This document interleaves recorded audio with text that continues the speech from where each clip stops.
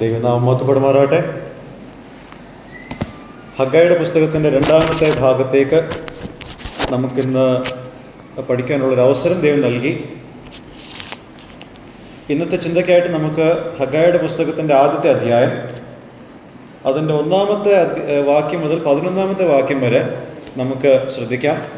ഈ ഒരു ഭാഗം 1-ാം വാക്യം മുതൽ 11-ാം വാക്യം വരെയുള്ള ഈ ഒരു ഭാഗം 2 മെസ്സേജുകളിലായിട്ടാണ് ഞാനിത് ഡീൽ ചെയ്യാൻ പോകുന്നത്. ഇന്നത്തെ ഭാഗത്ത് 2 തലക്കെട്ടുകൾ അല്ലെങ്കിൽ 2 സെക്ഷൻസ് ആണ് ഞാൻ പറയാൻ ആഗ്രഹിക്കുന്നത്. ഒന്ന്, reminder of the failure of the Jews to its leaders. ദൈവം ഹഗ്ഗായി പ്രവാചകനിലൂടെ യഹൂദന്മാരുടെ പരാജയത്തെപ്പറ്റി അവരുടെ നേതാക്കളോട് പറയുന്നത്. അതാണ് 1-ാമത്തെ ഭാഗം, 1-ാമത്തെ തലക്കെട്ട്. 2-ാമത്തെ തലക്കെട്ട്, the gravity of their failure to build God's temple. ദൈവത്തിന് മന്ദിരം ആ ഒരു പണിയോട് ഉള്ള ബന്ധത്തിൽ അവരുടെ ഗൗരവമില്ലായ്മ, അതിൻ്റെ സീരിയസ്നെസ് എത്രത്തോളം വലുതാണെന്നുള്ളതാണ് ഇവിടെ നമ്മൾ കാണുന്നത്. ആദ്യത്തെ ടൈറ്റിൽ ഇതായിരുന്നല്ലോ, reminder of the failures of the Jews to its leaders. യഹൂദന്മാരുടെ പരാജയത്തെപ്പറ്റി അവരുടെ നേതാക്കളോട് പറയുന്നത്. ആദ്യമായിട്ട് യഹൂദന്മാരുടെ പരാജയം എന്താണെന്നുള്ളത് നമുക്ക് ശ്രദ്ധിക്കാം. The failure of the juice. Persian രാജാവായ കോരേശിൻ്റെ ഉത്തരവിൽ അന്ന് ദേവാലയം പണിയാൻ അവരെല്ലാവരും വന്നു. എന്നാൽ അതിനുശേഷം വന്ന ദാര്യാവേശ് രാജാവിൻ്റെ ഉത്തരവ് പ്രകാരം മന്ദിരത്തിൻ്റെ പണി തടസ്സപ്പെട്ടു. വർഷങ്ങൾ കഴിഞ്ഞപ്പോൾ ഒരുപാട് ഒഴിവ് കഴിവുകൾ പറഞ്ഞ് ഈ മന്ദിരം പണിയാനുള്ള ആവശ്യകതയെ ഇവർ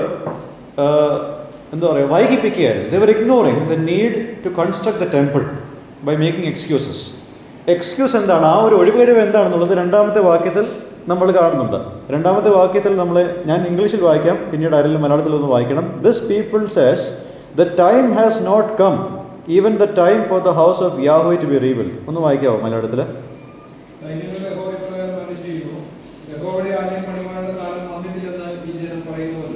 ഓക്കെ. കാലം വന്നിട്ടില്ല, അടിസ്ഥാനം ഇട്ടു, പക്ഷെ അത് പൂർത്തീകരിച്ചിട്ടില്ല. The foundation has been laid but it has not been completed. കാലം വന്നിട്ടില്ല എന്ന് പറയുമ്പോൾ ഇതിന് 2 റെഫറൻസ് പോയിന്റ് ഉണ്ടാവും. ഒന്ന്, യെരമ്യാവ് പ്രവചിച്ച 70 വർഷത്തെ കാലയളവ് പൂർത്തിയായിട്ടില്ല എന്നുള്ളതാണ് ചിലർ ചിന്തിക്കുന്നത്. അതിന് ഉള്ള ഒരു സപ്പോർട്ട് സെക്കര്യാവിൻ്റെ പ്രവചനം 1:12 നമുക്കതൊന്ന് വായിക്കാം. സെക്കര്യാവിൻ്റെ പ്രവചനം 1-ാമത്തെ അധ്യായം, അതിൻ്റെ 12-ാമത്തെ വാക്യം. തൊട്ടടുത്ത പുസ്തകം കേട്ടോ, എളുപ്പം.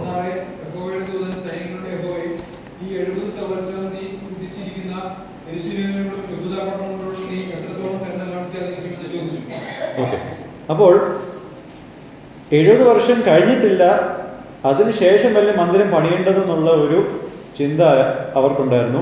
അത് കഴിഞ്ഞിട്ടില്ലെന്നുള്ളതാണ് അവരുടെ ഒരു ധാരണ. മറ്റൊരു ധാരണ വരുന്നത്, ദാവീദിൻ്റെ വംശപ്രകാരമുള്ള ഒരു രാജാവ് വന്നിട്ടാണ് ഇത് പണിയേണ്ടതെന്നുള്ളൊരു ആശ അവർക്കുണ്ടായിരുന്നു. അതിൻ്റെ ഒരു എക്സ്പ്ലനേഷൻ കിട്ടുന്നത് എസെക്കിയേലിൻ്റെ പ്രവചനം 37-24 മുതൽ 28 വരെയുള്ള വാക്യങ്ങളിലാണ്. എസെക്കിയേൽ 37 വേഴ്സ് 24 to 28 വായിക്കാം.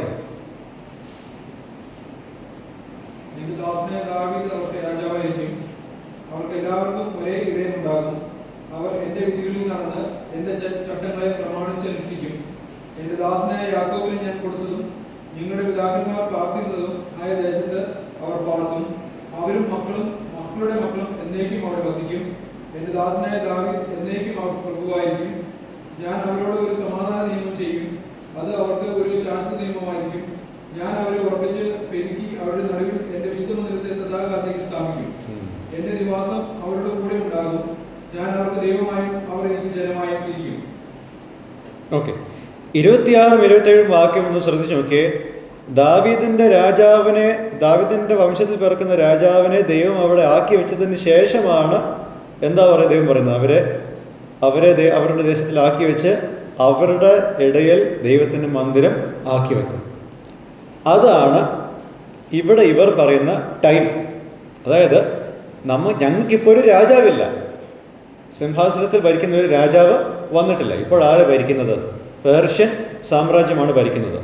ഞങ്ങളുടേതായിട്ടുള്ള ഒരു രാജാവ് ഇപ്പോൾ ഇല്ലാത്തതുകൊണ്ട് അതിൻ്റെ ടൈം ആയിട്ടില്ല. എസെക്കിയേൽ 37 ആ വാക്യത്തിൻ്റെ അടിസ്ഥാനത്തിൽ അവരങ്ങനെയാണ് ചിന്തിക്കുന്നത്.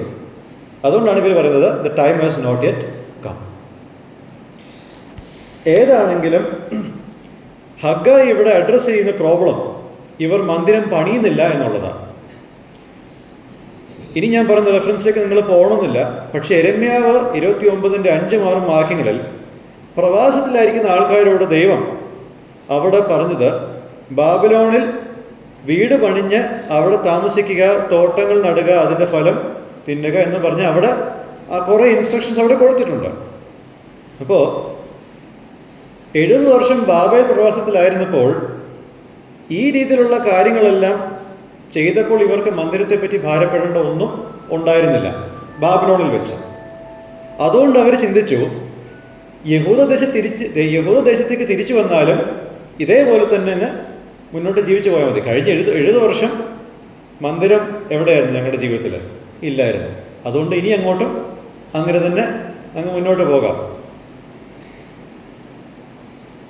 എല്ലാ ദിവസവും ഇവർ ഈ പണി തീരാത്ത മന്ദിരത്തിൻ്റെ അടിസ്ഥാനം കാണുന്നുണ്ട്. പക്ഷേ അത് പൂർത്തീകരിക്കാനുള്ള ഭാരം അവർക്കില്ല. എന്നാൽ ദൈവം എന്താണ് ഡിസൈൻ ചെയ്തത്? ഇവരെ ഇങ്ങോട്ട് കൊണ്ടുവന്നത് തന്നെ എന്തിനാണ്? മന്ദിരം പണിയാനാണ്. എന്നാൽ ഞാൻ നേരത്തെ പറഞ്ഞല്ലോ, 536 BC ദാര്യാവേശിൻ്റെ ഉത്തരവ് വന്നു, ഈ പണി നിർത്തണം.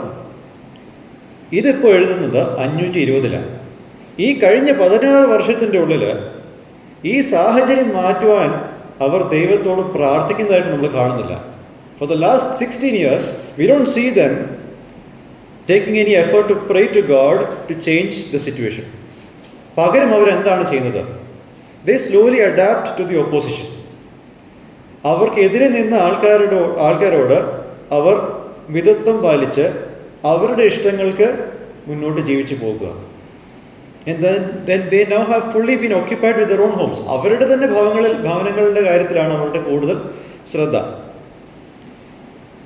നമ്മൾ 4-ാമത്തെ വാക്യം ഒന്ന് വായിച്ചേ. 4-ാമത്തെ വാക്യവും 9-ാമത്തെ വാക്യം. ഹഗ്ഗായി 1:4-9. ഈ ആലയം ശൂന്യമായിരിക്കെ നിങ്ങൾക്ക് തട്ടിട്ട വീടുകളിൽ പാർക്കാൻ കാലമായോ? 9-ാമത്തെ വാക്യം. യഹോവ കൽപ്പിക്കുന്നു, നിങ്ങൾ അധികം കിട്ടുമെന്ന് കാത്തിരുന്നു, എന്നാൽ അത് അല്പമായി തീർന്നു. നിങ്ങൾ അത് വീട്ടിൽ കൊണ്ടുവന്ന് ഞാനോ അത് ഊതിക്കളഞ്ഞു. അതെന്തുകൊണ്ട്? എന്റെ ആലയം ശൂന്യമായി കിടക്കുകയും നിങ്ങൾ ഓരോരുത്തരും താതാന്റെ വീട്ടിലേക്ക് ഓടുകയും ചെയ്തതുകൊണ്ട് തന്നെ സൈന്യങ്ങളുടെ അടയാളപ്പാട്. ഓക്കെ, അവരുടെ വീടിന്റെ പണി അവർ പൂർത്തീകരിക്കുന്നുണ്ട്, അത് നല്ല ആഡംബരത്തോടെ ചെയ്യുന്നുണ്ട്, അങ്ങോട്ടേക്ക് അവർ ഓടുന്നുണ്ട്. They are running behind those things. തട്ടിട്ട വീടുകൾ എന്നുള്ള 4-ാമത്തെ വാക്യത്തിൽ പറയുന്നത് it refers to internal wood lining walls or ceilings. എന്ന് വെച്ചാൽ സീലിങ്ങിലും ഭിത്തിയിലും ചെയ്യാൻ പറ്റുന്ന ഏറ്റവും മെച്ചമായിട്ടുള്ള പണി ഇവർ ചെയ്യുന്നുണ്ട്. See, building their own homes were not wrong in itself. അവരുടെ സ്വന്തം വീട് പണിയുന്നത് അതിൽ തന്നെ തെറ്റായിട്ടുള്ളൊരു കാര്യമല്ല. പക്ഷേ അതിൻ്റെ പശ്ചാത്തലം എന്താ? In the context of the house of God lying waste, ദൈവത്തിൻ്റെ ആലയം ശൂന്യമായിട്ട് കിടക്കുന്നതിൻ്റെ പശ്ചാത്തലത്തിൽ ഈ ഒരു കാര്യത്തെ നമ്മൾ എങ്ങനെയാണ് കാണേണ്ടത്? ദൈവം അതിനെ എങ്ങനെയാണ് കാണുന്നത്? The sole pursuit of building their houses was a serious offence before God. ദൈവത്തിൻ്റെ ആലയം ശൂന്യമായി കിടക്കുന്നതിൻ്റെ പശ്ചാത്തലത്തിൽ ഇവരുടെ വീടുകളെ പറ്റി മാത്രം ചിന്തിക്കുന്നത് ദൈവത്തെ സംബന്ധിച്ചിടത്തോളം ഒരു ഗൗരവമായിട്ടുള്ളൊരു കാര്യമാണ്. They actively sought a home for themselves, neglecting that the Lord was homeless. യഹോവയുടെ ആലയം ശൂന്യമായിട്ടിരുന്നു, അല്ലെങ്കിൽ ദൈവം അവരുടെ ഇടയിൽ വസിക്കാൻ ഒരു സ്ഥലം ഇല്ലാതിരിക്കുമ്പോൾ അവർക്ക് അവരുടെ വീടുകളെ പറ്റി മാത്രമേ ചിന്തയുള്ളൂ. 4-ാമത്തെ വാക്യത്തിലും 9-ാമത്തെ വാക്യത്തിലും ഈ 2 ഭാഗത്തും ഇംഗ്ലീഷിൽ ഒരു വാക്ക് അതാണ് അവിടെ വളരെ ക്രൂഷ്യലായിട്ടിരിക്കുന്നത്. വൈൽ. ദൈവത്തിൻ്റെ ആലയം ശൂന്യമായിട്ടിരിക്കുമ്പോൾ ആ ഭാഗമാണ് ഇവിടെ ഈ ഗൗരവം നമ്മളോട് ബോധ്യപ്പെടുത്തുന്നത്. ഇതാണ് ദൈവത്തെ ബോധർ ചെയ്യുന്നത്. Is it time for you to do these things while the temple of God is in ruins? ഇവിടെയാണ് നമ്മളുടെ ആദ്യത്തെ ലെസൺ, ഒരു പാഠം നമുക്ക് കിട്ടുന്നത്. We need our daily necessities like our jobs, hobbies, home, families etcetera. നമുക്ക് നമ്മളുടെ ജോലി ആവശ്യമാണ്, നേരം പോക്ക് ആവശ്യമാണ്, വീട്, കുടുംബം, ഇതെല്ലാം അനിവാര്യമായിട്ടുള്ള കാര്യമാണ്. നമ്മുടെ ഡെയിലി നെസസിറ്റീസ് ആണ് ഇതെല്ലാം. പക്ഷെ വിശ്വാസികൾ എന്ന നിലയിൽ ദൈവത്തിൻ്റെ മഹത്വത്തിൻ്റെ അന്വേഷണമോ അല്ലെങ്കിൽ അതിൻ്റെ പിന്നാലെയുള്ള നമ്മളുടെ നടപ്പോ, അതോ അല്ലെങ്കിൽ ദൈവത്തിൻ്റെ രാജ്യം ഈ ഭൂമിയിൽ വ്യാപിക്കേണ്ടതിൻ്റെ ആവശ്യകതയുടെ സാക്രിഫൈസിലല്ല ഇതൊക്കെ നമ്മൾ ചെയ്യേണ്ടത്. നമുക്കിതെല്ലാം ആവശ്യമാണ്. പക്ഷെ അതിനേക്കാൾ പ്രാധാന്യമുള്ള കാര്യമാണ് ദൈവത്തിൻ്റെ മഹത്വത്തിൻ്റെ വീക്ഷണത്തിൽ ജീവിക്കുന്നത്, ദൈവത്തിൻ്റെ രാജ്യത്തിൻ്റെ വ്യാപ്തിക്കായിട്ട് ജീവിക്കുന്നത്. മനസ്സിലാവുന്നുണ്ടോ? Our daily lives without a view of personal holiness and fellowship with God is a serious matter that we cannot continue ignoring. വ്യക്തിപരമായിട്ടുള്ള വിശുദ്ധിക്ക് പ്രാധാന്യം കൊടുക്കാതെ, ദൈവത്തോടുള്ള കൂട്ടായ്മയ്ക്ക് പ്രാധാന്യം കൊടുക്കാതെ ഉള്ള നമ്മളുടെ ദൈനംദിന ജീവിതം, അത് നമുക്ക് ഇനിയും ശ്രദ്ധിക്കാതിരിക്കാൻ മാത്രമുള്ള ഒരു, അല്ലെങ്കിൽ അതിനെ ഒഴിവാക്കിക്കൊണ്ട് നിൽക്കാനുള്ള ഒരു കാര്യമായിട്ട് നമുക്ക് ഇതിനെ കാണാൻ സാധിക്കത്തില്ല. We can continue ignoring this. ഇത് പ്രാധാന്യമുള്ള കാര്യമായിട്ട് തന്നെ നമ്മൾ കാണണം. See, this is why is this like this? This is because the new covenant, in the new covenant we are His by virtue of our faith in Jesus, and God is supposed to be our chief joy. പുതിയ നിയമത്തിൻ്റെ ഉടമ്പടിയിൽ ദൈവം നമ്മളോട് ബന്ധപ്പെട്ടിരിക്കുമ്പോൾ ക്രിസ്തു യേശുവിലുള്ള വിശ്വാസത്താൽ നാം അവൻ്റേതായി തീർന്നിരിക്കുന്നു. നമ്മളുടെ ജീവിതത്തിലെ ഏറ്റവും മുഖ്യമായിട്ടുള്ള സന്തോഷം ആരായിരിക്കണം? ദൈവമായിരിക്കണം. It's not God plus the world, it's God above and then everything is secondary. ദൈവം അധികം ലോകം എന്നുള്ളതല്ല, മറിച്ച് ദൈവത്തിനുള്ള മുൻഗണന കൊടുക്കുക, അതിന് താഴെ ബാക്കി എല്ലാവരും. അതാണ് ദൈവത്തിൻ്റെ ക്രമം. See, he has the complete authority over those who profess faith in his son. തൻ്റെ പുത്രനിൽ വിശ്വാസം ഏറ്റു പറയുന്ന എല്ലാവരുടെ മേൽ സർവ്വ അധികാരമുള്ളവനാണ് ദൈവം. നമ്മുടെ ജീവിതത്തിലെ ഒരു മേഖലയും ദൈവത്തിൻ്റെ അധികാരത്തിൻ്റെ വെളിയിലല്ല. നമുക്ക് പലപ്പോഴും അതാണ് ആഗ്രഹം. ചില ഭാഗങ്ങൾ ഞാൻ തീരുമാനിക്കും, ബാക്കി ചിലത് ദൈവത്തിന്. അങ്ങനെയല്ല പുതിയ നിയമ ഉടമ്പടിയിൽ. പുതിയ നിയമത്തിൽ അല്ലെങ്കിൽ പുതിയ ഉടമ്പടിയിൽ പഴയ നിയമം എന്ന പോലെ ദൈവമാണ് എല്ലാത്തിൻ്റെയും ഉടമസ്ഥൻ. അപ്പോൾ ആ ഉടമസ്ഥത നമ്മളുടെ ഈ പ്രായോഗിക തലത്തിലും കാണിക്കേണ്ടതാണ്. So what is the application here? Learn to view all of your daily necessities as a gift from God and stop ignoring the giver of those gifts. നമ്മൾക്ക് ദൈവം തന്നിരിക്കുന്ന എല്ലാ ഭൗതികമായിട്ടുള്ള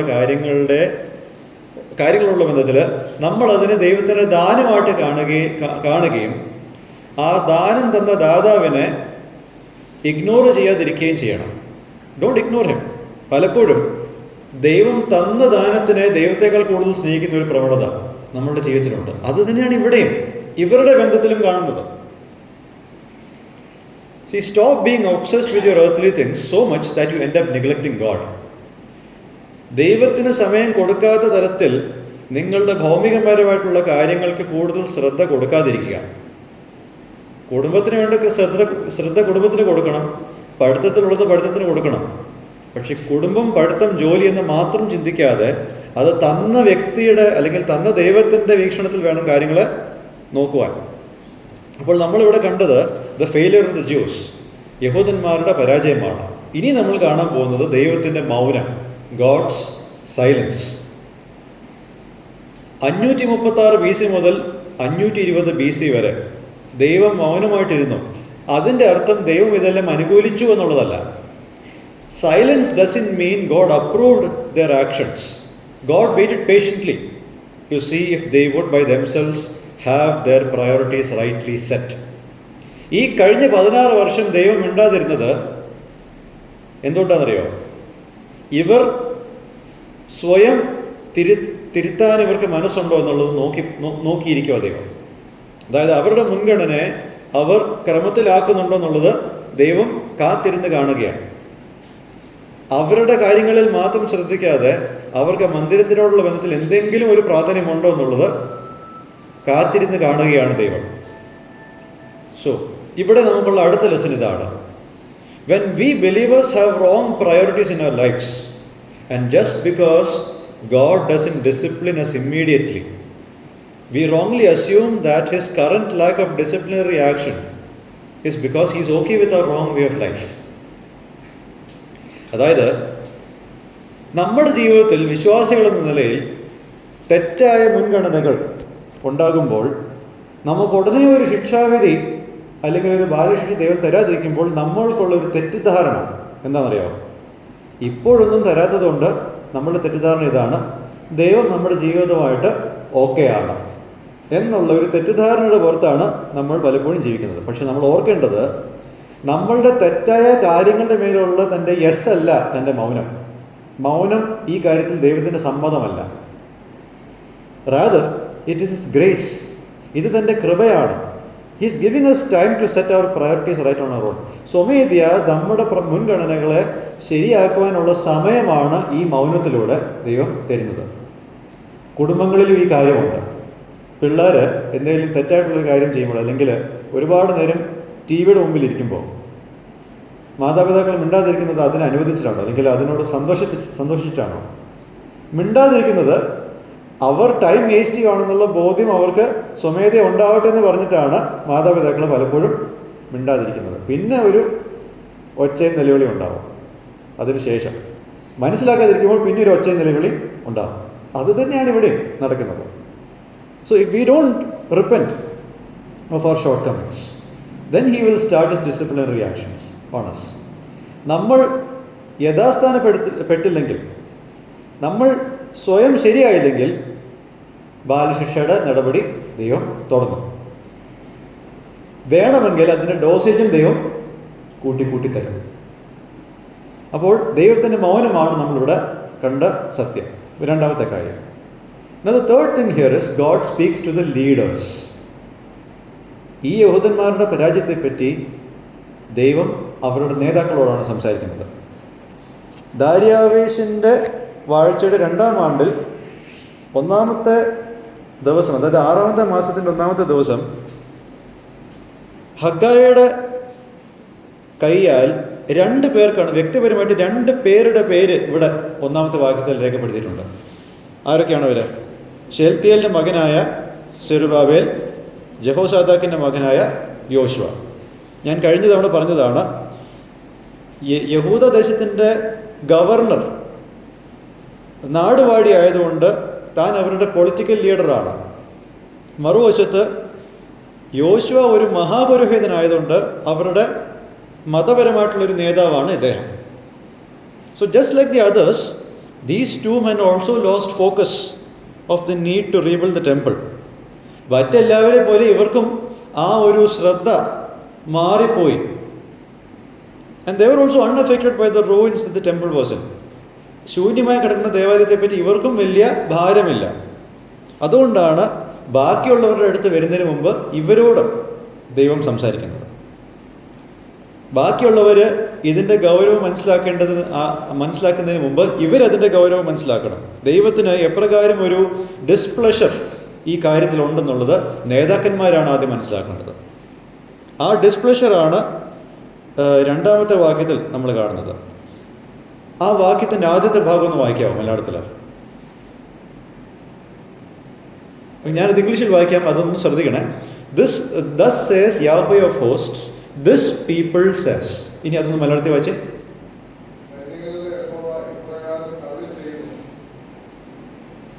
ഈ ജനം പറയുന്നു അല്ലേ എന്നല്ലേ? ഈ ജനം പറയുന്നു. യെരമ്യാന്റെ പുസ്തകം 31 ദൈവം ആ പുതിയ ഉടമ്പടിയുടെ കാര്യം പറയുന്നുണ്ടല്ലോ. അവർ എൻ്റെ ജനവും ഞാൻ അവരുടെ ദൈവമായി തീരും എന്ന് അവിടെ പറഞ്ഞു. എൻ്റെ ജനം എന്ന് പറഞ്ഞ സ്ഥാനത്ത് ഇപ്പോൾ ഒരു അകൽച്ച വന്നിട്ടുണ്ട്. ഇപ്പോൾ എന്താണ് ആ അകൽച്ച കാണിക്കുന്നത്? ഈ ജനം. It's very important to notice that difference. Ezekiel 36 അവരെൻ്റെ ജനവും ഞാൻ അവരുടെ ദൈവമായി ഇരിക്കുമെന്നുള്ള ആ ഒരു റീജനറേഷൻ വാഗ്ദത്തം അവിടെ ഉണ്ട്. Since Judah doesn't behave as God's people, the Lord is frustrated and expresses his displeasure. ദൈവം തൻ്റെ കൃപയാൽ ഇവരെ പ്രവാസത്തിൽ നിന്ന് തിരിച്ചു കൊണ്ടുവരുമ്പോൾ ദൈവം അവരെ ചേർത്ത് പിടിക്കുകയാണ്. പക്ഷേ ആ ചേർത്ത് പിടിക്കുന്നതിൻ്റെ മൂല്യം ഇവർ കാണുന്നില്ല, അതിനെ ഗണ്യമാക്കുന്നില്ല. അതുകൊണ്ട് തന്നെ ഒരു അതൃപ്തി ദൈവം ഇവിടെ പ്രകടമാക്കുന്നുണ്ട്. നമ്മളുടെ മക്കൾ തെറ്റായ ഒരു കാര്യം ചെയ്യുമ്പോൾ, പ്രത്യേകിച്ച് നമ്മൾ അവർക്ക് വേണ്ടിയിട്ട് എല്ലാ കാര്യങ്ങളും ഒരു മാതാവ് അല്ലെങ്കിൽ പിതാവ് എന്ന നിലയിൽ ചെയ്തിട്ട് അവർ എപ്പോഴും അനുസരണക്കേട് കാണിക്കുമ്പോൾ നമ്മളുടെ ഭാഷയിൽ ഒരു അകൽച്ച ഉണ്ടാവുന്നുണ്ട്. അത് തന്നെയാണ് ഇവിടെയും നടക്കുന്നത്. This people instead of my people. ഇനി ഈ ഭാഗത്ത് 2 ലെസൺസ് നമുക്ക് കാണാൻ സാധിക്കും. Lesson number 3. God's primary question regarding the failure of God's people comes to its leaders. ദൈവജനത്തിൻ്റെ പരാജയത്തിൻ്റെ പ്രഥമമായിട്ടുള്ള ചോദ്യം ചെയ്യൽ ദൈവം ചെയ്യുന്നത് ആ ജനത്തിൻ്റെ നേതാക്കളോടാണ്. എന്തുകൊണ്ടാണ്? It's because God holds them responsible for their failure to be the example that God wants them to be. ഈ ജനത്തിൻ്റെ നേതാക്കന്മാർ ജനത്തിനൊരു മാതൃകയാവേണ്ടതാണ്. പക്ഷേ അവർക്ക് ഈ ജനത്തിൻ്റെ മുമ്പാകെ ഒരു ആകുവാൻ കഴിഞ്ഞിട്ടില്ലാത്തതുകൊണ്ട് ചോദ്യം ചെയ്യലിൻ്റെ ഭാഗമായിട്ട് ആദ്യം ചോദ്യം വരുന്നത് നേതാക്കന്മാരുടെ അടുത്താണ്. ഉൽപ്പത്തി പുസ്തകം 3-ാമത്തെ അധ്യായത്തിൽ പിശാചിൻ്റെ ആ ഒരു പരീക്ഷയുടെ മുഖത്ത് ദൈവത്തിൻ്റെ കൽപ്പന കെട്ടിയ ആദാമായിരുന്നു ഹൗവയെ ആ കൽപ്പനയിൽ ദൈവവഴിയിൽ നടത്തേണ്ടിയിരുന്നത്. എന്നാൽ ഹൗവ അവിടെ സംസാരിക്കുമ്പോൾ ആദാം അവിടെ മിണ്ടാതിരിക്കുന്നു. When Eve speaks, Adam is silent. ഹൗവ പറിച്ചു, ആദാമിന് കൊടുത്തു, അവനും കഴിച്ചു. അപ്പോൾ അവിടെ നേതൃത്വം വഹിച്ചത് ഹൗവയാണ്. അതിനോട് നോ പറയാത്തത് ആദാമാണ്. ചോദ്യം വന്നപ്പോൾ ആരോടാണ് ആദ്യം വന്നത്? ആദാമിനോടാണ് വന്നത്. This is the lesson that we are deriving from how Zerubbabel and Joshua were as unaffected as the other people who were in that place towards God's house. ഒരു ജനതയെ മുഴുവൻ നോക്കുമ്പോൾ ബാക്കിയുള്ള ജനതയ്ക്ക് വ്യത്യസ്തരല്ല അതിൻ്റെ നേതാക്കൾ എന്ന നിലയിൽ അവിടെ ഒരു സാഹചര്യം ഉണ്ടാകുമ്പോൾ ദൈവം ആ നേതാക്കന്മാരെയാണ് ആദ്യം ടാർഗറ്റ് ചെയ്യുന്നത്. ഇത് നമ്മൾ കുടുംബത്തിലും സഭയിലും എന്ന നിലയിൽ നമ്മൾ എപ്പോഴും ചിന്തിക്കേണ്ട ഒരു കാര്യമാണ്. As leaders, are we leading an example?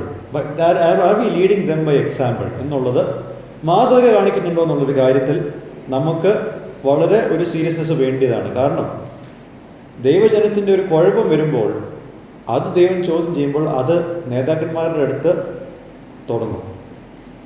That's what we see in the Bible. 4-ാമത്തെ കാര്യം, 4ാമത്തെ ലെസനായിട്ട്, any positive change for God's people to renew their focus on God's matters must start with the leadership of God's people. ദൈവജനത്തിൻ്റെ ഇടയിൽ ക്രിയാത്മകമായിട്ട് ദൈവത്തിൻ്റെ കാര്യങ്ങളിൽ ഒരു ശ്രദ്ധ ഉണ്ടാവണമെങ്കിൽ, അതിനൊരു മാറ്റം ഉണ്ടാവണമെങ്കിൽ ആ മാറ്റം തുടങ്ങേണ്ടത് നേതൃസ്ഥാനത്തിരിക്കുന്നവരുടെ അടുത്താണ്. അവർ ദൈവത്തിൻ്റെ കാര്യങ്ങളിൽ മുൻഗണന കൊടുക്കുമ്പോഴേ ബാക്കിയുള്ളവർ അതിൻ്റെ പിന്നാലെ പോകത്തുള്ളൂ. Only when they understand the need to prioritize God will others follow their lead. യേശു കർത്താവ് പറഞ്ഞല്ലോ, a disciple is not above his master. ശിഷ്യൻ തൻ്റെ യജമാനനേക്കാൾ മുകളിലല്ല എന്നുള്ളത്. Similarly, a congregation cannot go beyond its leaders. ഒരു സ്ഥലം സഭ അല്ലെങ്കിൽ ഒരു കൂട്ടത്തിന് അവരുടെ നേതാക്കന്മാരെക്കാൾ മെച്ചപ്പെട്ടവരാകുവാൻ കഴിയത്തില്ല. Therefore, leaders of families and churches need to be proactive in walking faithfully with God. കുടുംബത്തിലും സഭകളിലുമുള്ള നേതാക്കന്മാർ ദൈവത്തോട് വിശ്വസ്തയോടെ നടക്കുന്ന കാര്യത്തിൽ മുൻകൈ എടുക്കേണ്ട ഒരു ആവശ്യകതയുണ്ട്. പല കുടുംബങ്ങളിലും ദൈവകാര്യങ്ങളിൽ സീരിയസ് ആകുന്നത് അമ്മമാരാണ്, അല്ലേ? പല കുടുംബങ്ങളിലും അതാണ് അവസ്ഥ. പിതാക്കന്മാർക്ക് ആത്മിക കാര്യങ്ങളിൽ ഒരു ഗൗരവമില്ല. എല്ലാ ആത്മീകമായിട്ടുള്ള ഭാരവും എടുക്കുന്നത് അമ്മമാരാണ്. ഓക്കെ, ദൈവത്തിൻ്റെ കൃപയാൽ മക്കള് നല്ല രീതിയിൽ വരുന്നുണ്ട്. പക്ഷേ that's not happening in all families. അതെല്ലാ കുടുംബങ്ങളിലും നടക്കുന്നില്ല. എന്നാൽ ഐഡിയലായിട്ട് നമ്മൾ കാണേണ്ടത് the leaders must change for the congregation to change. ഒരു കൂട്ടം മാറണമെങ്കിൽ മാറ്റം തുടങ്ങേണ്ടത് നേതൃസ്ഥാനത്ത് നിന്നാണ്. All right, and now we move to the second title of this class, the gravity of their failure to build God's temple. ദൈവത്തിൻ്റെ മന്ദിരം പണിയുന്ന കാര്യത്തിലുള്ള ഇവരുടെ വീഴ്ചയുടെ ആഴം. How serious was their failure to build the temple, to neglect the building of the temple? മന്ദിരത്തെ പണിയാതിരിക്കുന്നതിൻ്റെ കാര്യത്തിലെ ഗൗരവം എത്രത്തോളം വലുതാണ്? To understand that, let's look at how Yahweh calls himself in verse 2. രണ്ടാമത്തെ വാക്യത്തിൽ യഹോവ തന്നെ തന്നെ വിളിക്കുന്നത് എങ്ങനെയാണ്? സൈന്യങ്ങളുടെ യഹോവ എന്നുള്ളത്, Yahweh of hosts. See, this phrase that is used to describe the God of the temple, that's very important. ഈ മന്ദിരത്തിൻ്റെ ദൈവത്തെ വിശേഷിപ്പിക്കാൻ ഉപയോഗിച്ചിരിക്കുന്നത് സൈന്യങ്ങളുടെ യഹോവ എന്നുള്ളതാണ്. So it highlights the Lord as the leader of the heavenly and earth armies. സ്വർഗത്തിൻ്റെയും ഭൂമിയിലെയും സേനകളുടെയും അധിപനാണ് യഹോവ. ഹോസ്റ്റ്സ്, സൈന്യങ്ങൾ എന്നുള്ള വാക്ക് ഇവിടെ നമ്മൾ കാണുമ്പോൾ it would mean plentifulness, and this title emphasise the universal rule of the Lord. സൈന്യങ്ങളുടെ യഹോവ എന്നുള്ള ഒരു പദപ്രയോഗം, സൈന്യങ്ങൾ എന്നുള്ള വാക്ക് വരുമ്പോൾ അതിൽ ആധിക്യം, അനേകം എന്നുള്ള അർത്ഥമാണ് അവിടെ വരുന്നത്. എന്ന് പറയുമ്പോൾ സൈന്യങ്ങളുടെ യഹോവ എന്ന് പറയുമ്പോൾ അതിൻ്റെ എംഫസിസ്, ശ്രദ്ധ എവിടെയാണ് വരുന്നത്? സാർവത്രികമായിട്ടുള്ള യഹോവയുടെ ഭരണമാണ് ഈ വാക്കുകൊണ്ട് ഉദ്ദേശിച്ചിരിക്കുന്നത്. The Lord rules over every nation. എല്ലാ രാജ്യങ്ങളുടെ മേലും സാർവത്രികമായിട്ട് ഭരിക്കുന്നത് യഹോവയാണ്. This is why the children of Judah should listen to his word and build the temple. സൈന്യങ്ങളുടെ യഹോവയാണ് ഈ കാര്യം പറയുന്നത്. അതുകൊണ്ട് തന്നെ ഈ യഹോവയുടെ വാക്ക് കേട്ട് ഈ മന്ദിരം പണിയണം. സൈന്യങ്ങളുടെ യഹോവ എന്നുള്ള ഈ പദപ്രയോഗം ഈ പുസ്തകത്തിൽ 12 തവണയാണ് രേഖപ്പെടുത്തിയിരിക്കുന്നത്. 12 times. 12 times is this word being used in this book. And this magnifies the seriousness of the neglect of the people towards the house of this God.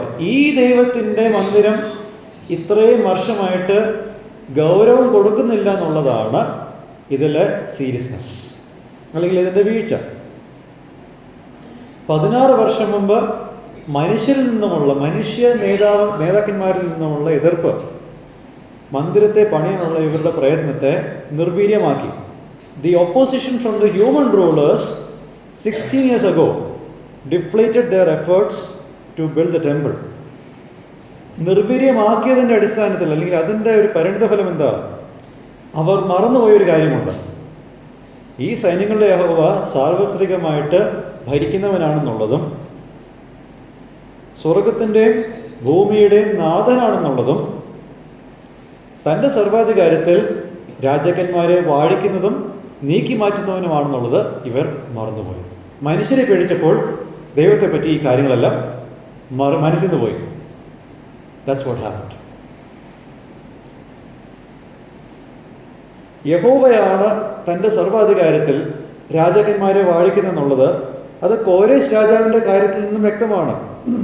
Ezra 1:2 എന്താണ് കോരേശ് തന്നെ പറയുന്നത്? ഒന്ന് വായിച്ചേ. എസ്ര 1:2.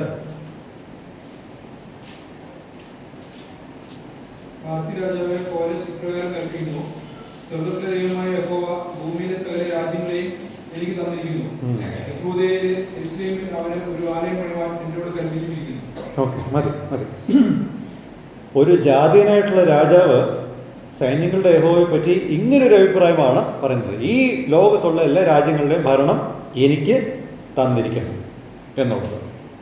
അപ്പോൾ ദൈവം ഇങ്ങനെയാണെന്നുള്ളത്, ഈ പേർഷ്യൻ രാജ്യം പോലും ദൈവത്തിൻ്റെ നിയോഗത്താലാണ് വന്നിരിക്കുന്നതെന്നുള്ളത് ചരിത്രമൊന്ന് വായിച്ചാൽ മനസ്സിലാവും.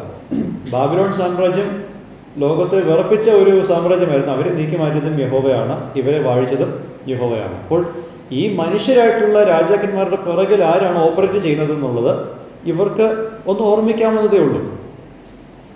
ഒരു ബാബിലോണിയൻ രാജാവ് ഇതിനെ ഏറ്റു പറയുന്നുണ്ട്. ദാനിയേലിന്റെ പ്രവചനം 4:2-3, പിന്നെ 17, 34, 35 എന്നുള്ള വാക്യങ്ങളിൽ മറ്റേ നെബൂഖദ്നേസറിന്റെ സ്വബോധം നഷ്ടപ്പെട്ടിട്ട് പിന്നെ 7 വർഷത്തിന് ശേഷം ഏറ്റു പറയുന്നൊരു കാര്യമുണ്ടല്ലോ. അതാണ് ബാബിലോണിലെ രാജാവ് അത് പറഞ്ഞിട്ടുണ്ട്, ഒരു പേർഷ്യൻ രാജാവ് പറഞ്ഞിട്ടുണ്ട്. എന്തായാലും യഹൂദന്മാർക്ക് ഇതൊന്നും ബാധകമല്ല, അത് മറന്നുപോയി.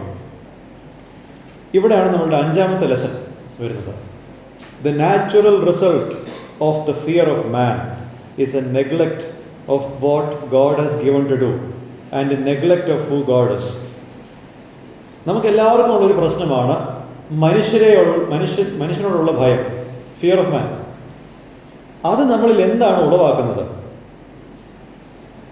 ദൈവം നമുക്ക് തന്നിട്ടുള്ള ദൗത്യം അത് പ്രാധാന്യം കൊടുക്കാതിരിക്കുന്നു. ദൈവം ആരാണെന്നുള്ള കാര്യത്തിനും പ്രാധാന്യം കൊടുക്കാതിരിക്കുന്നു. മനുഷ്യനെ ഭയക്കുമ്പോൾ ദൈവം നമുക്ക് ചെയ്യാൻ തന്ന കാര്യങ്ങൾ നമ്മൾ നെഗ്ലക്റ്റ് ചെയ്യുന്നു. ദൈവം ആരാണെന്നുള്ളത് നമ്മൾ മറന്നു പോകുന്നു. It is possible to be overwhelmed by the threatening that human governments do to us. ശരിയാണ്, നമുക്കെല്ലാവർക്കും ഒരു പേടി വരും. നമ്മളാരും പൂർണ്ണരല്ലല്ലോ. നമുക്ക് ഒരു മാനുഷിക തലത്തിൽ ഭരണാധികാരികൾ എന്തെങ്കിലും പറയുമ്പോൾ നമുക്ക് ആ കാര്യത്തിലൊരു ആകുലതയും പേടിയും ഉണ്ടാവും.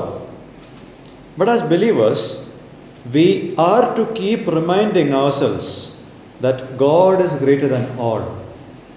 വിശ്വാസികൾ എന്ന നിലയിൽ ഈ മനുഷ്യരായിട്ടുള്ള ഭരണാധികാരിയേക്കാൾ ശ്രേഷ്ഠനാണ്, ഉന്നതനാണ് യഹോവ എന്നുള്ള കാര്യം നമ്മൾ മറക്കരുത്. താനാണ് രാജാക്കന്മാരെയും അധികാരികളെയും വാഴിക്കുന്നതും നീക്കി മാറ്റുന്നതും. സകല അധികാരം ആത്യന്തികമായിട്ടും പോകുന്നത് ദൈവത്തിനാണെന്നുള്ളത് നമ്മൾ മറന്നു പോകരുത്. അതുകൊണ്ട് തന്നെ മനുഷ്യര് ഭയം ഉണ്ടെങ്കിൽ പോലും അതിനേക്കാൾ ഭയം നമുക്ക് ആരോടാണ് ഉണ്ടാവേണ്ടത്? ദൈവത്തോട് ഉണ്ടാവണം. Now that being said, when there is a prohibition to preach the gospel, what should a believer do? ഒരു റിയൽ ലൈഫ് സാഹചര്യം നമ്മുടെ മുമ്പാകെ ഞാൻ ഇട്ടു തരികയാണ്.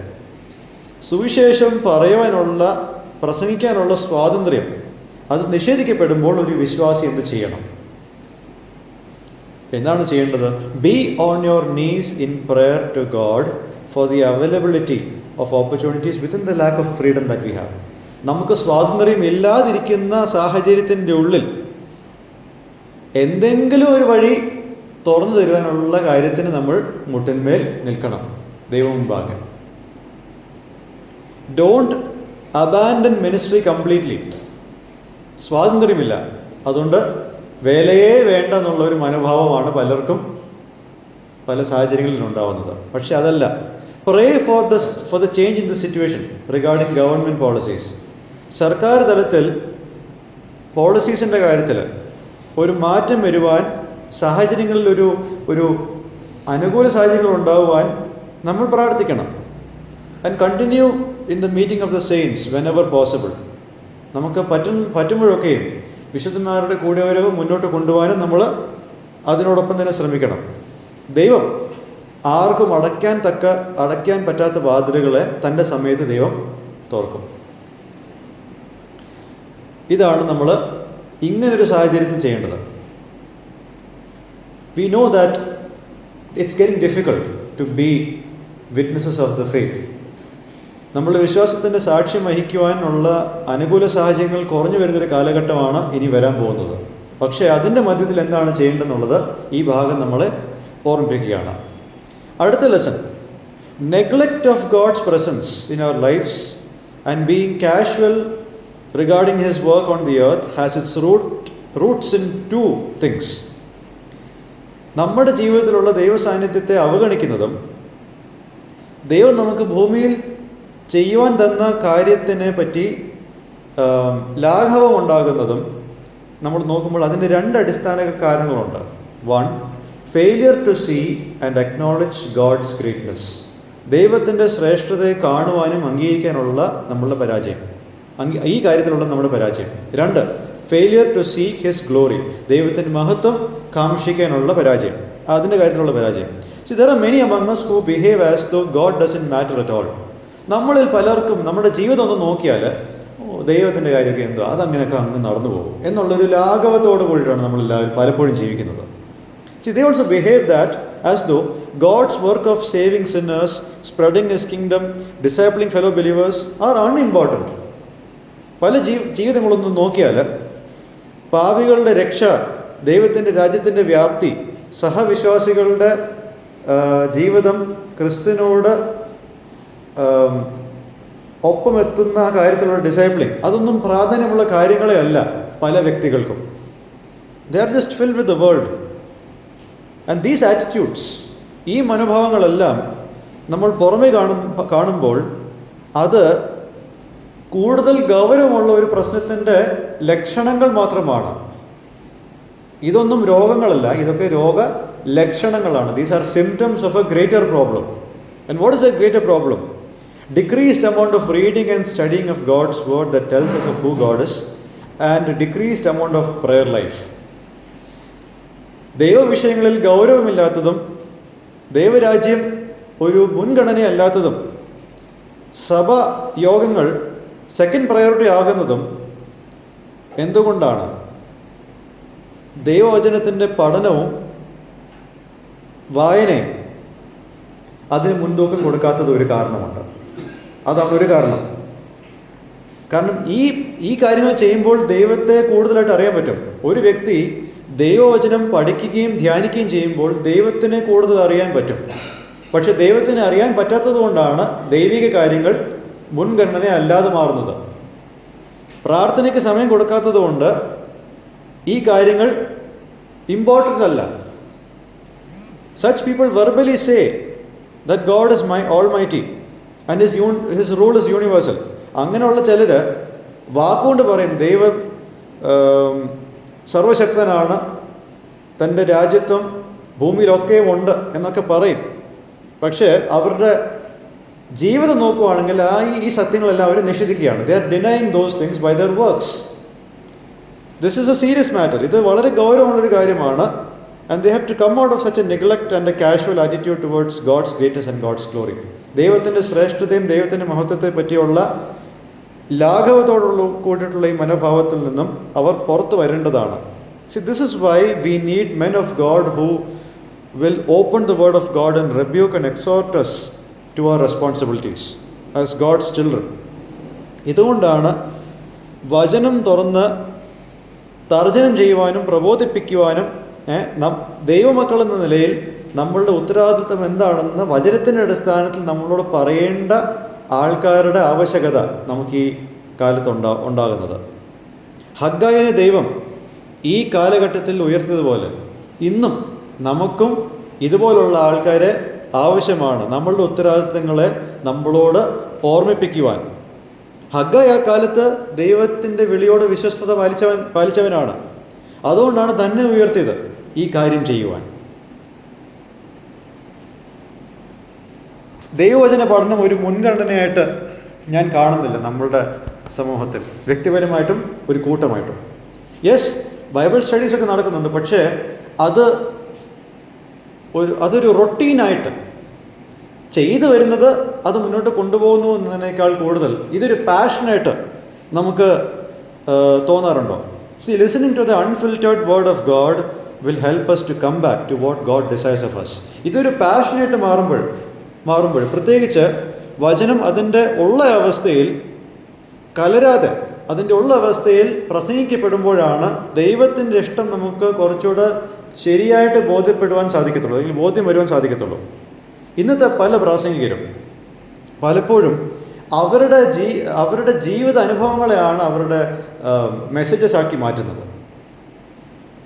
അതൊരു ഫാക്റ്റാണ്. Many preachers today are focusing only on their experiences of life in their sermons. ചില വ്യക്തികൾക്ക് അവരുടെ മനസ്സിൽ ഫിക്സ് ചെയ്ത അല്ലെങ്കിൽ അവർക്ക് പറയാൻ ആഗ്രഹിക്കുന്ന ഒരു പോയിന്റ് വേണം, ഒരു പോയിന്റ് ഉണ്ട്. ഇനി എന്താണ് അവരുടെ അടുത്ത സ്റ്റെപ്പ്?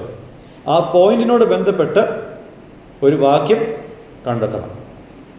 മനസ്സിലായി? ആദ്യം പോയിന്റ് തീരുമാനിക്കും, അല്ലെങ്കിൽ പറയേണ്ടത് എന്താണെന്ന് അവർക്ക് ആഗ്രഹമുണ്ടാവും. ആ പോയിന്റിനനുസരിച്ച് ഒരു വേദഭാഗം അന്വേഷിക്കണം. പക്ഷേ സത്യം പറഞ്ഞാൽ നേരെ മറിച്ചാണ് സംഭവിക്കേണ്ടത്. ഒരു വചനഭാഗം വായിച്ചിട്ട് അതിൽ നിന്നുമാണ് നമ്മളുടെ ആപ്ലിക്കേഷൻസ് നമ്മൾ എടുക്കേണ്ടത്, അല്ലാതെ തിരിച്ചല്ല. They just look for a verse to find a support for the sermon that they are about to say. അങ്ങനെയുള്ള ആൾക്കാരെ പലപ്പോഴും എന്താ ചെയ്യുന്നതെന്നറിയോ? സദസ്സിൻ്റെ ഇടയിൽ പാപത്തെപ്പറ്റി ഗൗരവമില്ലാതെ ജീവിക്കുന്ന ആൾക്കാരെ ഒഫൻഡ് ചെയ്യാതിരിക്കാൻ ഇവരെല്ലാം ചെയ്യും. ഒരു കാര്യം അവർക്ക് പറയണം, അതുവഴി പാപത്തിൽ നടക്കുന്നവരെ അവർക്ക് പിണക്കാനും വയ്യ. മനസ്സിലാവുന്നുണ്ടോ? അങ്ങനെ വരുമ്പോൾ മറ്റുള്ളവരുടെ മോശം അഭിപ്രായം ഇവർക്ക് കിട്ടത്തുമില്ല. പക്ഷേ ദൈവത്തിൻ്റെ വചനം ഹാൻഡിൽ ചെയ്യുന്ന ആൾക്കാർ എന്താണ് ചെയ്യേണ്ടത്? preachers should look at each passage within its context without any bias. ഓരോ വേദഭാഗവും അതിൻ്റെ പശ്ചാത്തലത്തിൽ മുൻവിധികളില്ലാതെ നോക്കേണ്ടതാണ് ഒരു പ്രാസംഗികൻ്റെ ഉത്തരവാദിത്തം. They must try to interpret that correctly and bring out valid lessons. ശരിയായ രീതിയിൽ ഇതിനെ വ്യാഖ്യാനിച്ച് ശരിയായിട്ടുള്ള പാഠങ്ങൾ പറയണമെന്നുള്ളതാണ് ദൈവത്തിൻ്റെ ആലോചന, ദൈവത്തിൻ്റെ ഹിതം.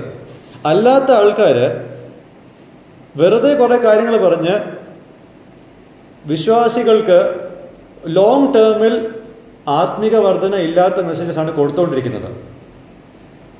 അതായത് ഞാനിപ്പോൾ 2 രീതി പറഞ്ഞല്ലോ. ഒന്ന്, വചനഭാഗം നോക്കിയിട്ട് അതിൽ നിന്നും പോയിന്റ് എടുക്കുന്നതും, മറുവശത്ത് ഒരു പോയിന്റ് കിട്ടി, ഇനി എനിക്ക് അതിനുള്ളൊരു വാക്യം കിട്ടിയാൽ മതി എന്നും പറഞ്ഞ് പറയുന്ന സെർമൺസ്. ഈ രണ്ടാമത്തെ ഗണം എന്ന് പറയുന്നത് ഇൻസ്റ്റൻറ്റ് നൂഡിൽസ് പോലെ. മനസ്സിലായോ? വിശപ്പ് കിട്ടും, പക്ഷേ പോഷകമില്ല. There is no nutrition in that. എന്നാൽ മറുവശത്ത് ഒരു വേദഭാഗം വളരെ ശ്രമകരമായിട്ട് പഠിച്ച് അതിലെ എല്ലാ കാര്യങ്ങളും മനസ്സിലാക്കി അത് ക്രോഡീകരിച്ച് പശ്ചാത്തലം നോക്കി പഠിച്ച് അങ്ങനെ വരുമ്പോൾ ഇറ്റ് ടേക്സ് ടൈം. നമുക്ക് ആരോഗ്യം തരുന്ന ഏത് ഭക്ഷണവും പെട്ടെന്നുണ്ടാവുന്ന ഭക്ഷണങ്ങളല്ല. ഫാസ്റ്റ് ഫുഡ് പെട്ടെന്നുണ്ടാവും, പക്ഷേ അരിയോ അല്ലെങ്കിൽ ഏതെങ്കിലും കറിയോ പെട്ടെന്നുണ്ടാവുന്ന കാര്യങ്ങളല്ല. അതിന് സമയമെടുത്തിട്ടാണ് അത് ഉണ്ടാക്കുന്നത്. അതുകൊണ്ട് തന്നെ അത് ശരീരത്തിന് പോഷകം നൽകുന്ന കാര്യങ്ങളാണ്. എന്നതുപോലെയാണിതും. They are not strengthened. ഇതുപോലുള്ള ആത്മിക വർധന തരാത്ത മെസ്സേജസ് തുടർമാനമായിട്ട് കേൾക്കുമ്പോൾ അറിഞ്ഞോ അറിയാതെയോ നമ്മളുടെ സഭവിശ്വാസികളുടെ ആത്മിക ശക്തി ചോർന്നു പോകുന്നുണ്ട്. എല്ലാ ദിവസവും അല്ലെങ്കിൽ ആഴ്ചയിൽ 3-4 ദിവസവും നൂഡിൽസ് മാത്രം കഴിച്ചുകൊണ്ടിരുന്നാൽ എന്താ സംഭവിക്കുക? ഹൈ ബ്ലഡ് പ്രഷറും കൊളസ്ട്രോളും എല്ലാം കൂടും. വിശപ്പ് കിട്ടും. താൽക്കാലികമായിട്ടുള്ള വിശപ്പ് കിട്ടാൻ വേണ്ടിയിട്ട് ലോങ് ടേം ഹെൽത്ത് സാക്രിഫൈസ് ചെയ്യുകയാണ്. അതാണ് ഇവിടെ നമ്മുടെ സഭകളിൽ നടക്കുന്നത്. See, when God's word is preached faithfully, God's counsel reaches its listeners, and when they hear the unfiltered word of God, they change.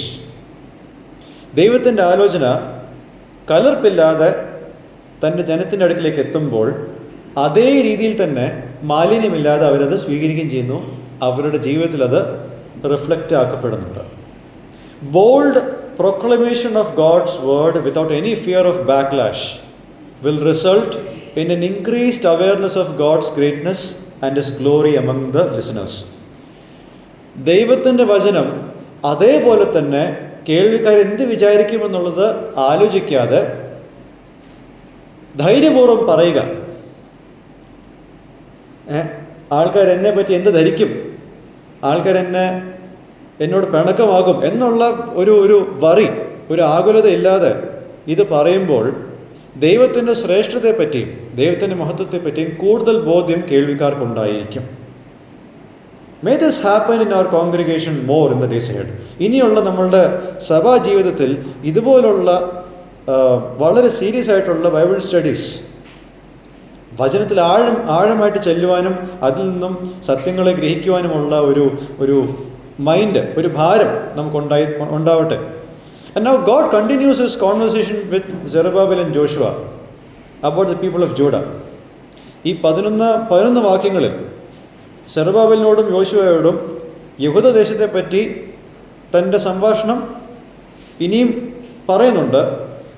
അടുത്ത ആഴ്ച ദൈവം അനുവദിക്കുകയാണെങ്കിൽ ഹഗ്ഗായി 1-ന്റെ ആദ്യത്തെ 11 വാക്യങ്ങളിലെ 2-ാമത്തെ ഭാഗം നമുക്ക് ഇതുപോലെ തന്നെ ആഴമായിട്ട് ഡിസ്കസ് ചെയ്യാം. ദൈവം നമ്മളെല്ലാവരും സഹായിക്കട്ടെ. ദൈവത്തിൻ്റെ നാമം മാത്രം മഹത്വപ്പെടുവാനാകട്ടെ. ആമേൻ.